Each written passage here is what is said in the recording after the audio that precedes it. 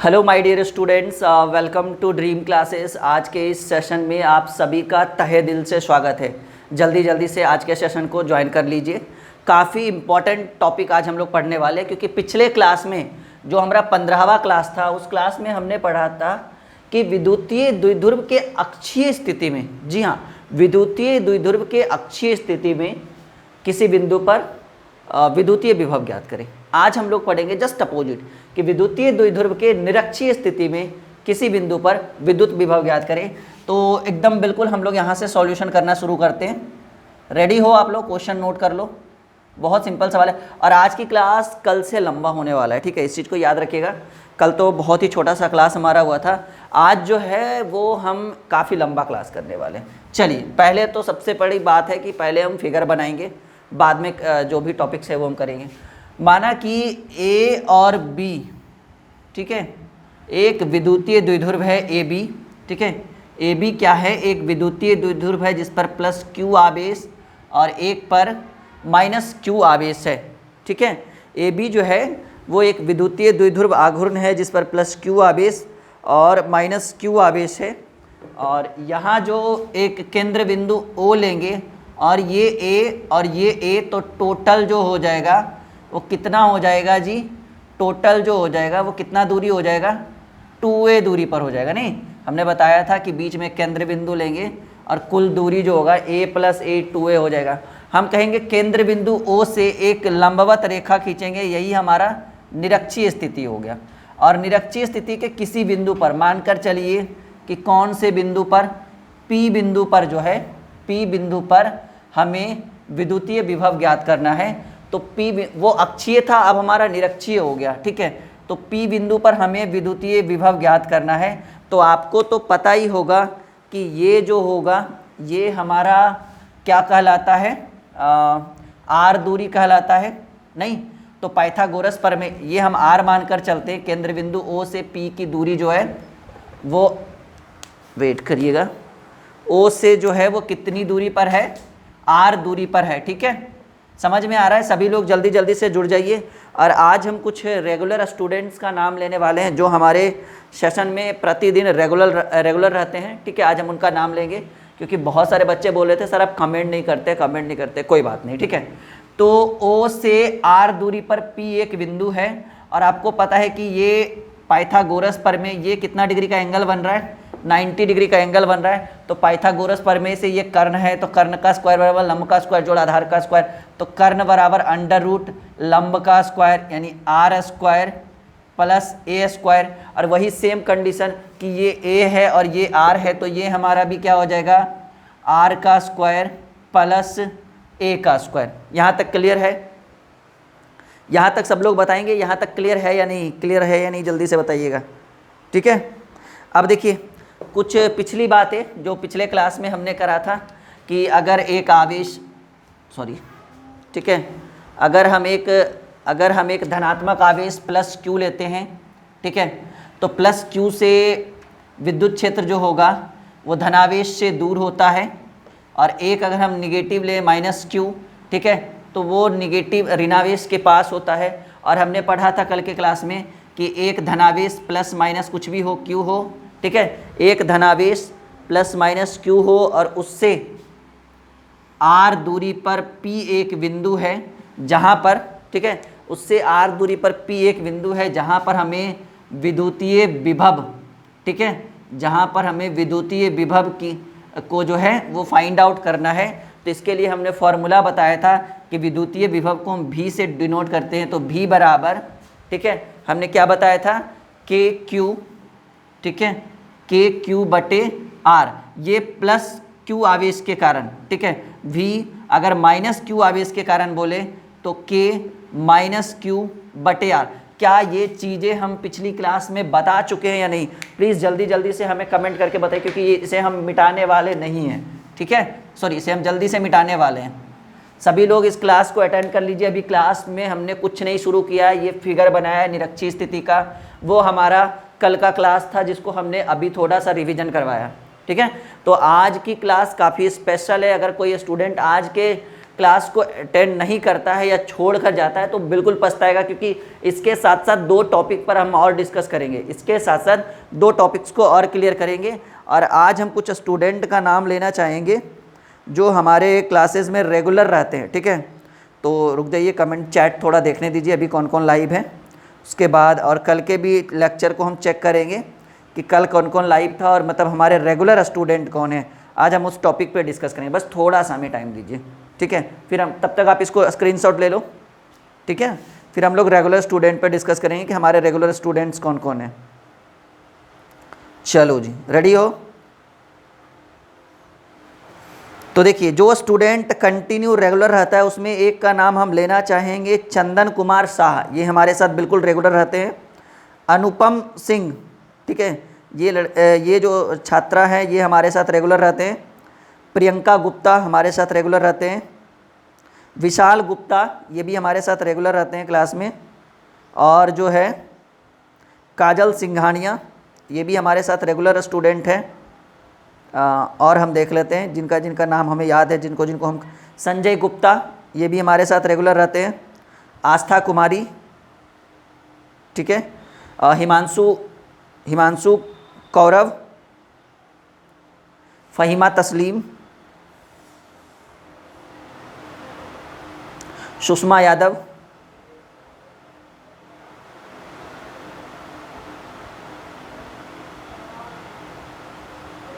रवि कुमार, पूजा कुमारी, लेकिन ये चैट बहुत करते हैं जी, ठीक है। चलिए, तो कुछ ऐसे स्टूडेंट थे जो हमारे साथ कंटिन्यू हमारे क्लास में रेगुलर आते हैं, इनको दिल से शुक्रिया। और हम चाहेंगे कि ये अपने साथ और भी बहुत सारे स्टूडेंट्स को हमारे साथ ज्वाइन कर सके, ठीक है। और भी अपने साथ काफ़ी सारे स्टूडेंट को आप लाइए, बहुत अच्छा लगता है, ठीक है। चलिए, तो अब हम क्लास को आगे करते हैं। तो आपने देखिए, अब यहाँ पर हम इसके बारे में थोड़ा सा लिखते हैं, ये हम मिटा देंगे, इसको आप नोट कर लीजिए। नोट क्या करना, पिछली क्लास में आपको पता है नहीं। अब हम क्या करेंगे, यहाँ पर लिखेंगे इसके बारे में, ठीक है। तो लिखना क्या है स्टूडेंट, हम कहेंगे, ठीक है, इसके बारे में हम लिखेंगे कि माना कि ए बी एक विद्युतीय द्विध्रुव है। माना कि ए बी एक विद्युतीय द्विध्रुव है जिस पर प्लस माइनस क्यू, यानी एक जगह प्लस एक माइनस क्यू, तो एक ही बार रख देते हैं, जिस पर प्लस माइनस क्यू आवेश है, ठीक है।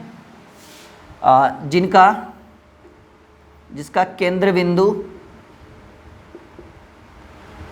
O तथा कुल दूरी कितना हो जाएगा जी, यहाँ से यहाँ ए, यहाँ से ए, तो कुल दूरी 2a है, ठीक है। तो कहेंगे कि प्लस माइनस क्यू आवेश के कारण हमें P बिंदु पर निरक्षीय स्थिति में विद्युतीय विभव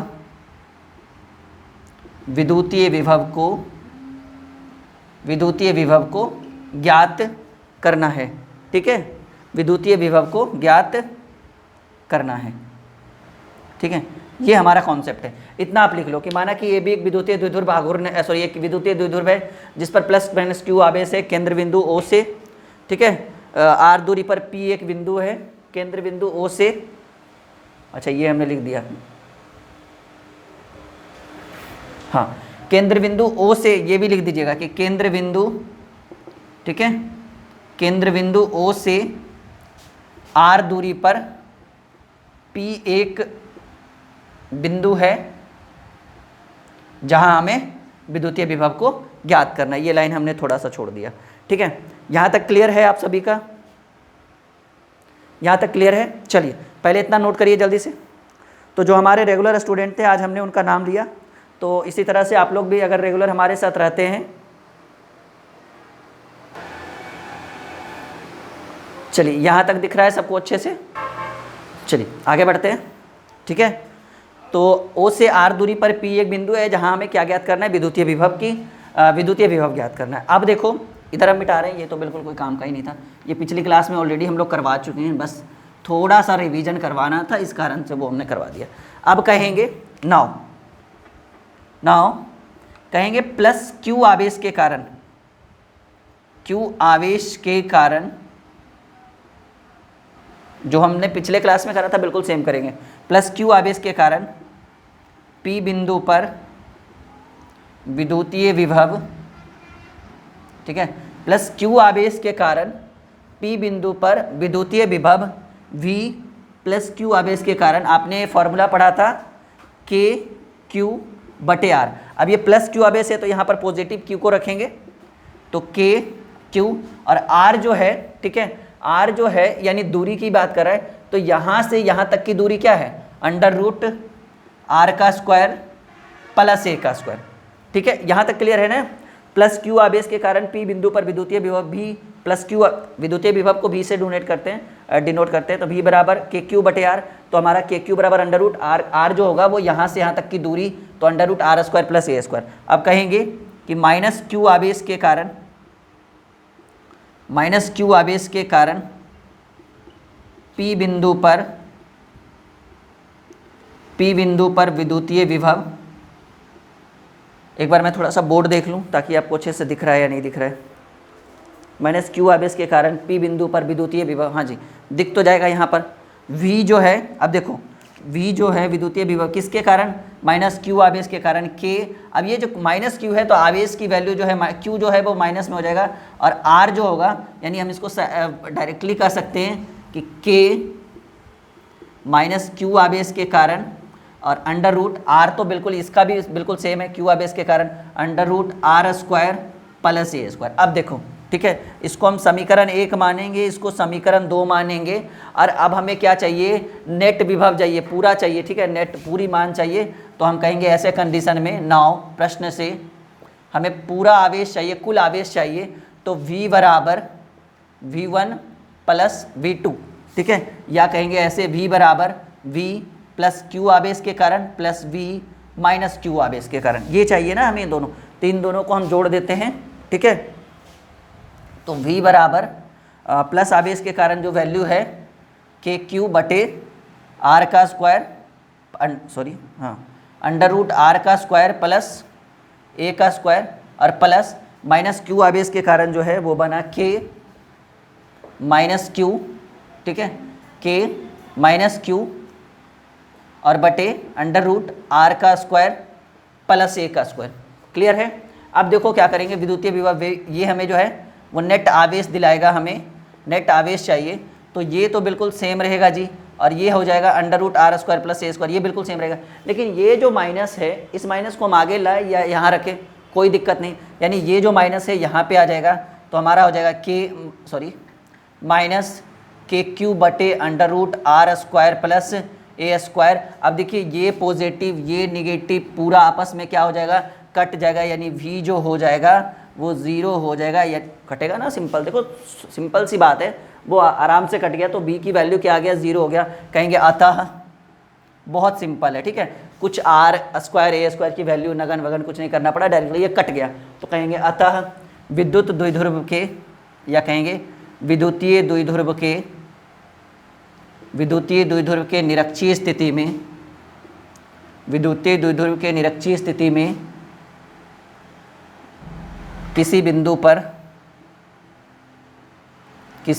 पर विद्युतीय विभव जो होता है वो क्या होता है, शून्य होता है, शून्य यानी 0 होता है। कल वाला में शून्य नहीं आया था, अक्षीय में शून्य नहीं होगा, लेकिन निरक्षीय में शून्य। हालांकि ये इतना इंपॉर्टेंट टॉपिक नहीं है, लेकिन आगे जो हम बताने वाले हैं वो बहुत इंपॉर्टेंट टॉपिक्स आने वाला है। तो फिलहाल इसको आप लोग स्क्रीनशॉट ले लो, फटाफट जल्दी से स्क्रीनशॉट ले लो, ताकि आगे की क्लास हम लोग करवा पाएँ। और एक बार सब लोग कमेंट बॉक्स में कमेंट कर देगा लाइव चैट में कि उसको समझ में आ रहा है या नहीं आ रहा है, कोई दिक्कत नहीं होना चाहिए आई थिंक, मेरे हिसाब से।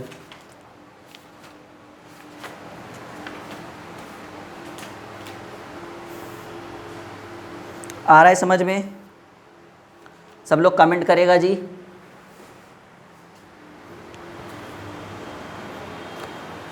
नीचे दिख रहा है ना समीकरण 2, तो सिंपल यहाँ से क्लियर हो गया कि विद्युतीय द्विध्रुव के निरक्षीय स्थिति में किसी भी बिंदु पर अगर हमें विद्युत विभव को ज्ञात करना हो तो उसका आंसर क्या होगा, शून्य होगा किसी भी बिंदु पर एट एनी पॉइंट। ठीक है, तो बहुत अच्छा सवाल था ये।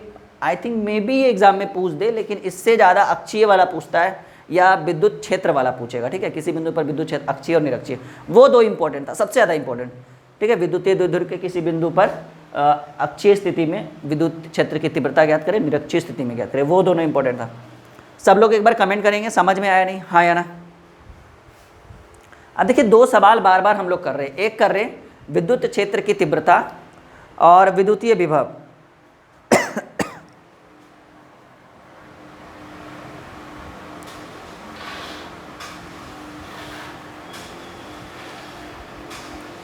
ठीक है, यहाँ तक क्लियर है। अब हम एक टॉपिक लिखेंगे, बहुत ही सिंपल सा टॉपिक है। ठीक है, इसको हम मिटा रहे। सब लोग का क्लियर हो गया। आज हम आपको छोटा सा एक टॉपिक बताएंगे कि विद्युत क्षेत्र की तीव्रता और विद्युतीय विभव में क्या अंतर है, क्योंकि हमने विद्युतीय विभव पे भी पढ़ लिया ये अक्षीय और निरक्षीय, और विद्युत क्षेत्र की तीव्रता ज्ञात करने के लिए भी हमने सीख लिया अक्षीय और निरक्षीय। अब दोनों के बीच डिफरेंस पैदा करेंगे कि क्या अंतर है। ज़्यादा लंबा टॉपिक नहीं है तो काफ़ी बड़ा लंबा समाकलन किया जाता है वगैरह वगैरह, लेकिन हम लोग छोटे से में चलेंगे ताकि आप उसको तुरंत समझ जाओ। ठीक है, इसको नोट कर लिया सबने? एक बार कमेंट बॉक्स में कमेंट कर देगा सब लोग हाँ या ना।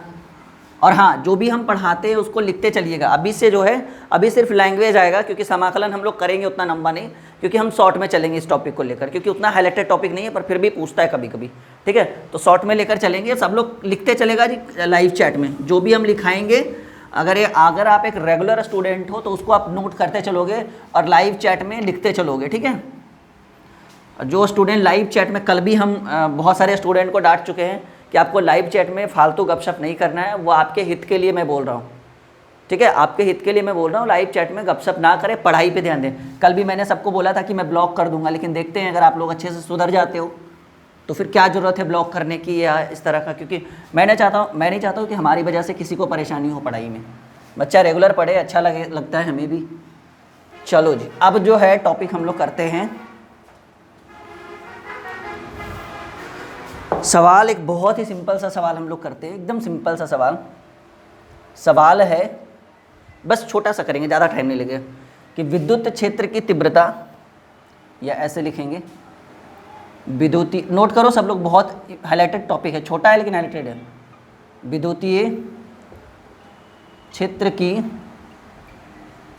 तीव्रता और ये जो है ना काफ़ी लंबा टॉपिक है, लेकिन हम इसको शॉर्ट में निकाल देंगे। ठीक है, ताकि आपको बस समझा सके।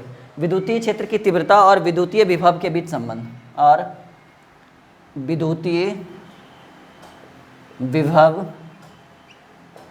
के बीच संबंध। चलो, ये टॉपिक आज हमें क्लियर करना है। ठीक है, विद्युतीय क्षेत्र की तीव्रता और विद्युतीय विभव के बीच संबंध। जल्दी से नोट करो क्वेश्चन, जल्दी से क्वेश्चन नोट करिए। बहुत अच्छा सवाल है ये हमारा, कि विद्युतीय क्षेत्र की तीव्रता और विद्युतीय विभव में संबंध।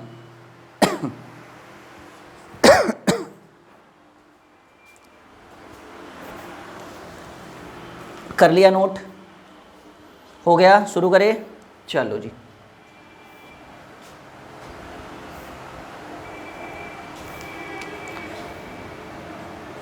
हम कहेंगे इसके डेफिनेशन में एक वर्ड, एक छोटा सा लैंग्वेज हम लिखाना चाहते हैं, उसके बाद हम इसको समझाएंगे।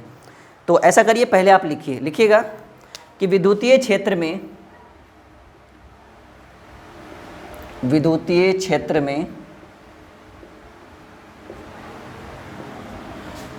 क्षेत्र में किसी भी बिंदु पर, एट एनी पॉइंट, किसी भी बिंदु पर, विद्युतीय क्षेत्र में किसी भी बिंदु पर विद्युतीय क्षेत्र की तीव्रता, जो बच्चा कंप्लीट कोर्स ज्वाइन कर रखा है उसको इसका नोट्स दिख रहा होगा ऐप में। ठीक है, वो ऐप को खोले और नोट्स देखे, उसको ज़्यादा समझ में आएगा। ठीक है, बहुत अच्छा। और ये लास्ट डे है ना हमारा आज कंप्लीट कोर्स का फीस बढ़ने का। जो नहीं ज्वाइन किया है, कल से फीस एकदम बिल्कुल 1.5 गुना बढ़ रहा है जी। ये लास्ट डे था, और कल से हमारा जो सेट प्रैक्टिस हो रहा है ना उसकी फ़ीस घट रही है। 200 का सेट प्रैक्टिस वाला है वो 99 में, जिसमें हम आपको 30 फिजिक्स और 30 केमिस्ट्री 60 लाइव टेस्ट प्रोवाइड करने वाले। एक लाइव टेस्ट में 25 क्वेश्चन, एक क्वेश्चन 4 नंबर का, यानी और उसमें टोटल रैंक भी बताएगा कि आप किस रैंक पे हो टेस्ट देने के बाद फर्स्ट अटैम्प्ट में। विद्युतीय क्षेत्र में किसी भी बिंदु पर विद्युतीय क्षेत्र की तीव्रता, स्केच नहीं चलता है ना, बहुत दिक्कत, ये थोड़ा सा बोर्ड का इशू है। विद्युतीय क्षेत्र की तीव्रता, ठीक है। सवाल है कि विद्युतीय क्षेत्र में किसी भी बिंदु पर विद्युतीय क्षेत्र की तीव्रता का मान विद्युतीय क्षेत्र की तीव्रता का मान विद्युतीय विभव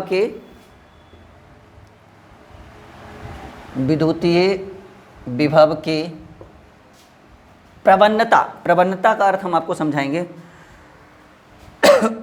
प्रवणता का ऋणात्मक के तुल्य होता है।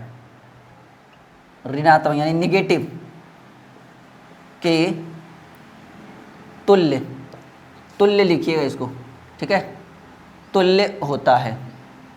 ऋणात्मक के तुल्य होता है। अब किस तरह से ये तुल्य होगा ऋणात्मक प्रवणता, इसको हम कहेंगे प्रवणता जो है ना वो ग्रेडियंट कहलाता है। आई थिंक मेरे हिसाब से इसका इंग्लिश अर्थ हो गया ग्रेडियंट। अब देखिए प्रवणता एक होगा विभव प्रवणता, ठीक है। पहले इसको हम विभव प्रवणता, इसको हम थोड़ा सा समझा देते हैं। इसको कहेंगे हम लोग विभव प्रवणता को हम लोग कहते हैं पोटेंशियल ग्रेडियंट। पोटेंशियल ग्रेडियंट, ठीक है। तो विभव प्रवणता जो होगा वो हमारा पोटेंशियल ग्रेडियंट कहलाएगा। और इसके डेफिनेशन के बारे में अगर बोले तो कहेंगे कि किसी बिंदु पर विद्युत क्षेत्र की तीव्रता उस बिंदु पर ऋणात्मक विभव प्रवणता के बराबर होता है। किसी बिंदु पर विद्युत क्षेत्र की तीव्रता जो है, समझो इस चीज़ को, किसी बिंदु पर विद्युत क्षेत्र की तीव्रता और उस बिंदु पर ऋणात्मक विभव, नेगेटिव पोटेंशियल, ठीक है, ऋणात्मक विभव प्रवणता के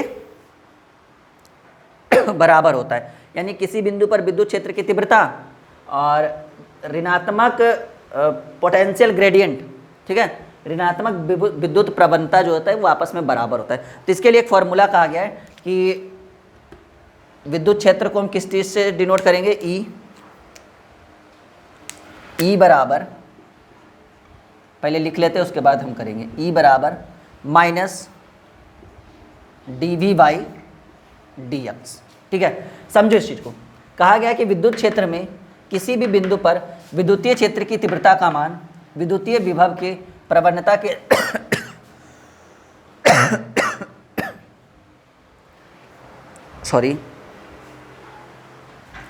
विद्युतीय विभव के प्रवणता, थोड़ा सा रुक जाओ उसके बाद करते हैं हम लोग, ठीक है।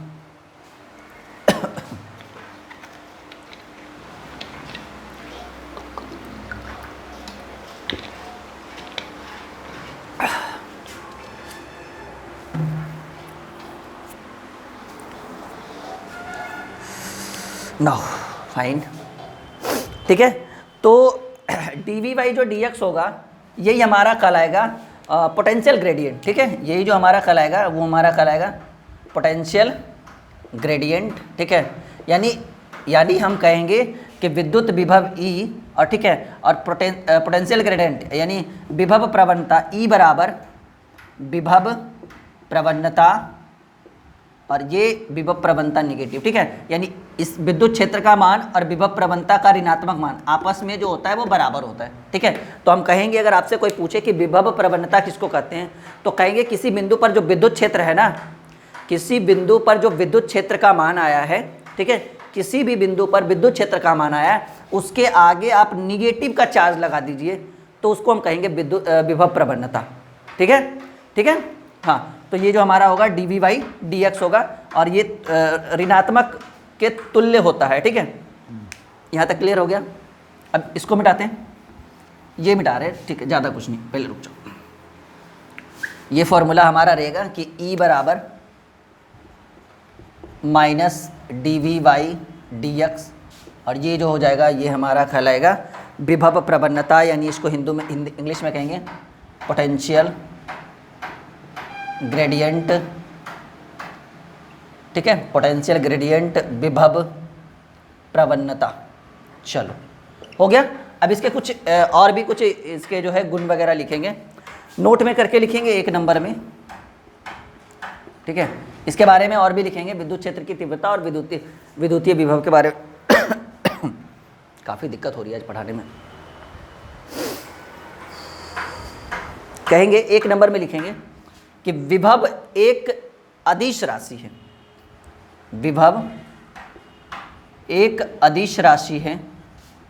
लिखते चलो, बहुत इंपॉर्टेंट है, इसमें कुछ कैलकुलेशन वाली ऐसी बात नहीं कि हम कैलकुलेशन कर सकें।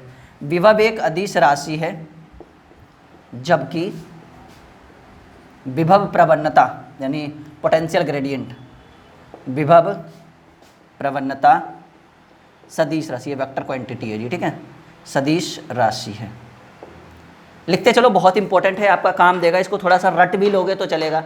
और विभव प्रवणता जो होगा वो विद्युत क्षेत्र के तुल्य के ऋणात्मक मान के बराबर होगा। इस चीज़ को हमेशा अपने माइंड में याद रखिएगा, यानी ई बराबर विद्युत क्षेत्र बराबर, ई जो होगा ये हमारा कहलाएगा विद्युतीय क्षेत्र, ठीक है, विद्युतीय क्षेत्र बराबर minus dV by D x. dV by D x जो है विभव प्रवणता कहलाता है और वो ऋणात्मक होगा, ठीक है। दूसरा लिखिएगा कि विद्युत क्षेत्र की तीव्रता का SI मात्रक, जो इंपॉर्टेंट लाइन है वो हम लिखा देते हैं। विद्युतीय क्षेत्र की तीव्रता का SI मात्रक, ठीक है, न्यूटन पर कूलाम या, ठीक है, न्यूटन पर कूलाम या वोल्ट पर मीटर होगा, वोल्ट पर मीटर होगा। चलो, विद्युतीय क्षेत्र की तीव्रता का SI मात्रक जो होगा, ये दोनों, ये बहुत इंपॉर्टेंट लाइन है, ये आपका ऑब्जेक्टिव में पूछेगा जी, ठीक है। तीसरा लिखिएगा कि विद्युतीय क्षेत्र की तीव्रता की दिशा, विद्युतीय क्षेत्र की तीव्रता की दिशा, ये भी बहुत इंपॉर्टेंट लाइन है। विद्युतीय क्षेत्र की तीव्रता की दिशा घटते हुए विद्युतीय विभव की दिशा में होती है, घटते हुए विद्युतीय विभव की दिशा में होती है, ठीक है। ये इंपॉर्टेंट लाइन है, नेक्स्ट टॉपिक जो है वो हम करेंगे, ठीक है। घटते हुए विद्युतीय विभव की दिशा में होती है, इसको पहले नोट करिए जल्दी से आप लोग। जो इंपॉर्टेंट लाइन है वो हम देख लेते हैं, और भी जो रहेगा वो हम लिखा देंगे।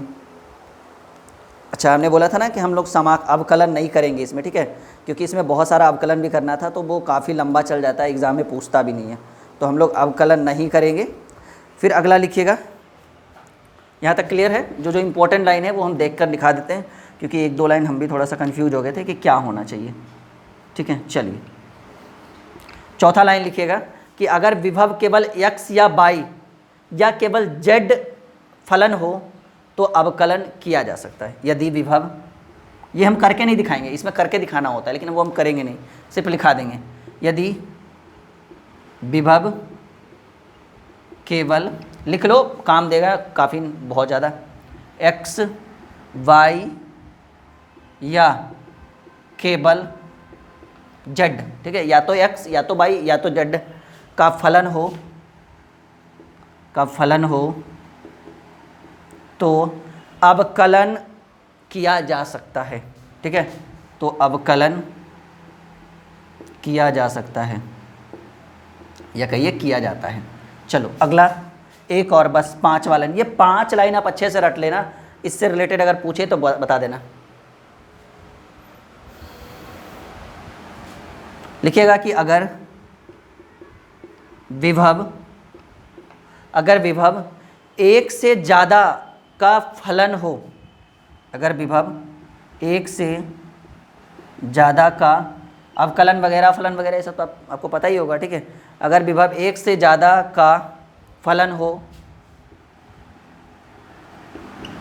हो तो आंशिक अवकलन किया जाता है, ठीक है, आंशिक किया जाएगा जी ये आपको, तो आंशिक अवकलन किया जाता है, ठीक है, आंशिक अवकलन किया जाता है। इसको जल्दी से, ज़्यादा समझाने वाला टॉपिक है नहीं, ये मेन हमारा जो मेन टॉपिक था हमारा, ये मेन था जिसको हमने अच्छे से समझा दिया कि विद्युत क्षेत्र की तीव्रता जो होता है वो विभव प्रवणता के ऋणात्मक मान के बराबर होता है, यानी E बराबर माइनस dV/dx। ठीक है, ये इंपॉर्टेंट लाइन थी जिसको आपको अच्छे से रखना है। E जो हमारा होगा वो विद्युत क्षेत्र की तीव्रता होगा और dV/dx जो होगा वो विभव प्रवणता हमारा कहलाएगा। ठीक है,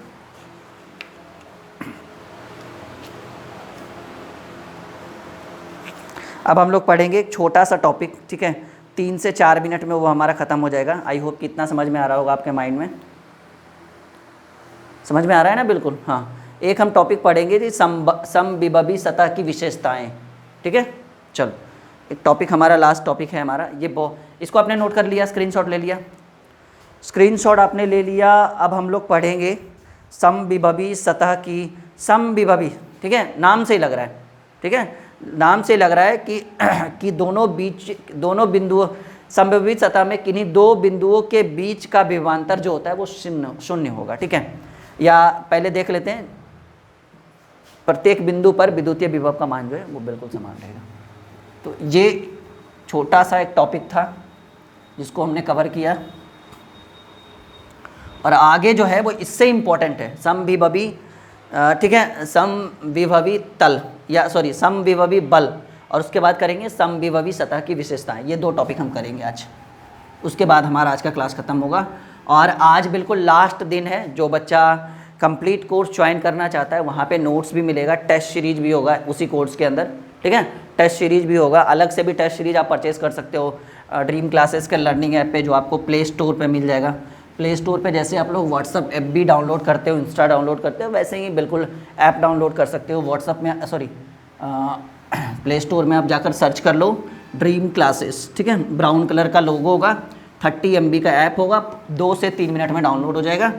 उसके बाद बस पढ़ो। ठीक है, और आज जैसा ऑफ़र एक चीज़ याद रखिएगा कि कभी नहीं आएगा, ये आप याद रखिएगा। ठीक है, सवाल है?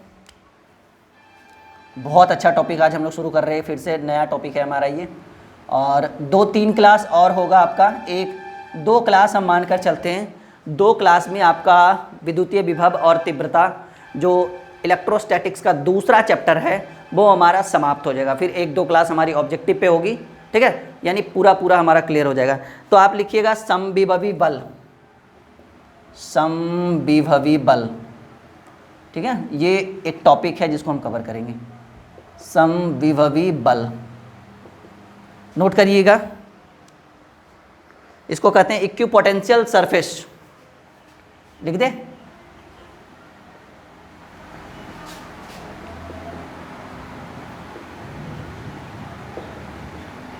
Equipotential surface. चलो करो, इक्विपोटेंशियल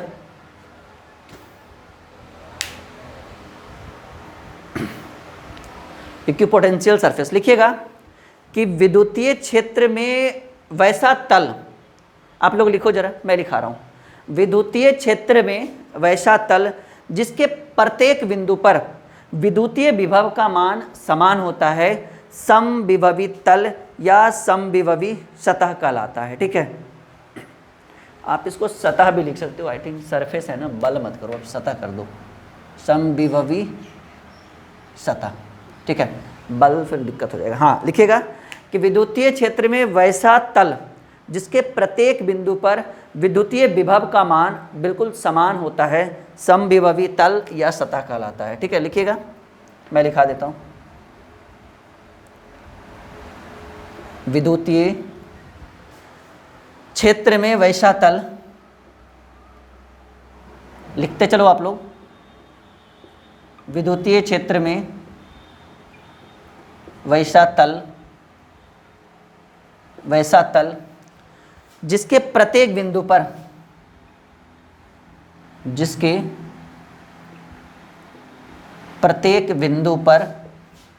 ये कोई न्यूमेरिकल है नहीं कि हमको समझाना है या कोई यहाँ पे मैथमेटिक्स है नहीं, ये बस लिखना है और अच्छे से समझना है। ठीक है, विद्युतीय क्षेत्र में वैसा तल जिसके प्रत्येक बिंदु पर विद्युतीय विभव का मान, प्रत्येक बिंदु पर विद्युतीय विभव का मान समान होता है। ठीक है, समविभवी नहीं लग रहा है कि समविभवी, ठीक है, समविभवी तल या सतह कहलाता है। ठीक है, जिसके प्रत्येक बिंदु पर विद्युतीय विभव का मान समान होगा जिस तल पे, वो हमारा समविभवी तल कहलाएगा। और अब आप इसकी लिखिएगा विशेषताएं। ठीक है, इसकी क्या क्या विशेषताएं हैं। विशेषताएं, ठीक है, अब हम लोग लिखेंगे विशेषताएं। इसकी क्या क्या विशेषताएं।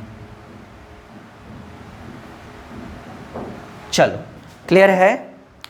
5-6 विशेषताएं हैं, एक एक कर करके हम कोशिश करेंगे कि सबको लिखा दे। एक आंख अगर छूट जाए, वैसे छूटना तो नहीं चाहिए, सारा याद है हमें। कोशिश रहेगा कि हम टोटल विशेषताओं को लिखा पाएँ। इतना दिख रहा है या नहीं दिख रहा है, पहले आप लोग अच्छे से देखो तो नोट करो। समझ में आ रहा है? बिल्कुल आ रहा है समझ में। समविभवी तल विद्युतीय क्षेत्र में वैसा तल जिसके प्रत्येक बिंदु पर विद्युत विभव का मान समान होता है, समविभवी तल कहलाता है। इसमें हम कहेंगे कि समविभवी तल में किन्हीं दो बिंदुओं के बीच का विभवांतर जो होता है वो शून्य होता है। इसमें पहला विशेषता कहेंगे कि समविभवी तल में, ठीक है, समविभवी तल में, समविभवी तल में या सतह में किन्हीं दो बिंदुओं के बीच, किन्हीं दो बिंदुओं के बीच का विभवांतर समान शून्य होता है जी, विभवांतर शून्य होता है। ठीक है, दो बिंदुओं के समविभवी तल में किन्हीं दो बिंदुओं के बीच का विभवांतर, ठीक है, दो विभवों के बीच के अंतर को विभवांतर कहा जाता है, और वो क्या होगा, बिल्कुल शून्य होगा। यहाँ तक क्लियर हो गया। फिर कहेंगे कि समविभवी तल में, समविभवी तल के प्रत्येक बिंदु पर, समविभवी तल के प्रत्येक बिंदु पर विद्युतीय विभव का मान वो जो होगा वो क्या होगा, समान होता है। बहुत अच्छा टॉपिक ही हमने लिखा है कि समविभवी तल के प्रत्येक बिंदु पर विद्युतीय विभव का मान समान होता है। नोट करिएगा। तीसरा हम लिखेंगे कि समविभवी सतह या तल, जो भी लिख सकते हैं, समविभवी सतह कभी भी एक दूसरे को, ठीक है, समान विभव रहेगा तो एक दूसरे को, कभी भी एक दूसरे को प्रतिच्छेद नहीं करती है। ये इसकी तीसरी विशेषता हो गई। ठीक है, ये कभी भी एक दूसरे को प्रतिच्छेद नहीं करेगा। चौथा लिखेगा कि समविभवी तल पर विद्युत क्षेत्र रेखा या वैद्युत क्षेत्र रेखा, ठीक है, समविभवी तल पर वैद्युत क्षेत्र रेखा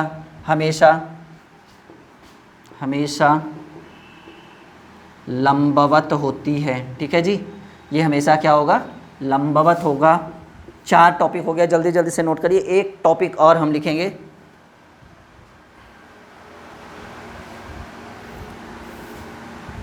अगला लिखेंगे कि समविभवी तल में परीक्षण आवेश, जिसको हम लोग कहते हैं टेस्ट चार्ज, परीक्षण आवेश को एक बिंदु से दूसरे बिंदु तक ले जाने में किया गया कार्य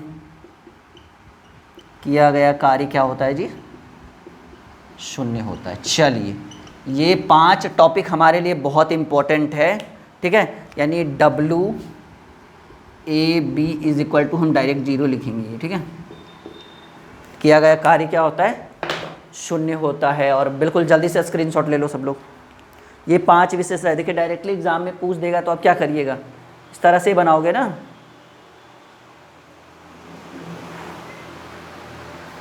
तो आज की क्लास काफ़ी अच्छी थी, काफ़ी लंबा चला ये क्लास। उम्मीद है कि आज जो भी बच्चा जिसके मन में लग रहा है कि नहीं हमें कंप्लीट कोर्स ज्वाइन करना है, वो ऐप पर डाउनलोड करके, प्ले स्टोर से ड्रीम क्लासेस का लर्निंग ऐप डाउनलोड करके, ये हमारा कॉन्टैक्ट नंबर है 6200733858, बेहिचक कॉल कर सकते हैं, व्हाट्सअप कर सकते हैं। हो सकता है कॉल पे जब आप ना भी दे पाएँ, क्योंकि बहुत सारा क्राउड रहता है, पर डे हज़ारों हज़ार बच्चे मैसेज कॉल करते हैं, लेकिन व्हाट्सअप पर कभी ना कभी 24 आवर में एक बार रिप्लाई तो ज़रूर कर देंगे, ठीक है। ये हमारा वादा रहा आपसे। तो आज का क्लास, आई नो कि आज के क्लास में सिर्फ एक ही टॉपिक को हमने कैलकुलेशन में, जो मैथमेटिकल टूल वगैरह लगा वो था निरक्षीय स्थिति में, ठीक है, विद्युतीय विभव ज्ञात करना। लेकिन ये जो है बाकी 2 टॉपिक जो बहुत इंपॉर्टेंट है, एक में हमारा अवकलन करना था, वो मैंने करा नहीं जानबूझकर, क्योंकि फिर वो लंबा चल जाता और करना कुछ नहीं है। वो आपने सुना है ना, खाया पिया कुछ नहीं, गिलास तोड़ा 12 आना, तो वही बात हो जाती है, इसलिए हमने उसमें किया नहीं, उसमें हम शॉर्ट में निकल गए। ये तो खैर ठीक है। ये 5 विशेषताएँ हैं समविभवी तल की, और ये बहुत इंपॉर्टेंट है जी, इसको इग्नोर मत करिएगा। हम चाहेंगे कि आप लोग एक नोट्स अच्छे से रेडी करें। अगर आपको नोट्स रेडी करने का मन नहीं है, डायरेक्ट लगे कि नहीं हम नोट्स पढ़ें, तो हैंड रिटन नोट्स आप हमारे ऐप के थ्रू परचेज़ कर सकते हैं। जो कोर्स आप खरीदिएगा ना, जिस कोर्स में आप ज्वाइन होइएगा, हर एक कोर्स में नोट्स तो पक्का रहेगा, ये हमारा वादा रहा आपसे, ठीक है। तो हंसते रहिए, मुस्कुराते रहिए, आसपास सफाई बना के रखिए, सोशल डिस्टेंसिंग का पालन करिए, और बिल्कुल घरों से, अभी भले ही लॉकडाउन ख़त्म हो गया है, अनलॉक 1 आ गया, लेकिन फिर भी क्या ज़रूरत है, हमें तो बस अपना काम करना है ना, अच्छे से पढ़ना है, तो रहने देते हैं। बाकी सिलेबस हम आपका करेंगे पूरा ख़त्म, ये हमारा वादा रहा आपसे। मिलते हैं अगले क्लास में, ओके।